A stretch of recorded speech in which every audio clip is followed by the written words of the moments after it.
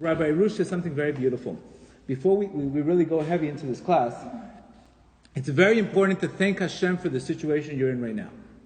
Don't have any regret for the situation. There's a great story about a guy, he had 3 daughters in Eretz Yisrael, right? And what happened? All day long he was crying, crying to Hashem, Hashem, my daughters can't get married, my daughters can't get married. He used to wake up at midnight, he used to go to cover Rachel, and he used to pray that his daughters should get married. So what happened? Rachel Imenu came to him in a dream.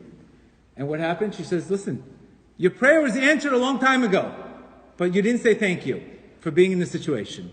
You understand? The prayer was already answered. The problem is when we don't say thank you for the situation, we're trying to say, God, you made a mistake.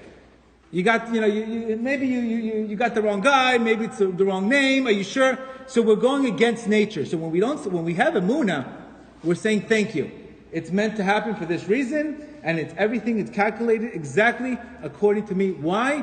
Because maybe I wasn't ready, maybe I would have met the wrong guy, maybe etc., etc. So the number one thing, because you can't go into a date and you can't go into a situation with another date. You can't have that mentality because then you're going against yourself. First thing you have to do is accept. Thank you, Hashem. Thank you, Hashem, that I'm single right now. First thing you have to say, thank you. Number one, anything that happens to you, thank you. It was divinely purposed that it should be at a specific time.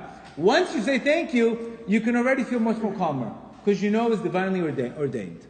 Okay, number one thing, if you don't say thank you, then you're really, look at everybody getting married, and then you feel off, and then you get depressed. When we get depressed, then we don't feel like praying, and we lose hope. When people say, find me a date, you hear the heaviness. We don't want heaviness. Heaviness doesn't do nothing for us. So the first thing we do is we want to say thank you. We want to say thank you for the situation we're in. If it's a divorce, thank you, Hashem. There's a reason why it happened to me.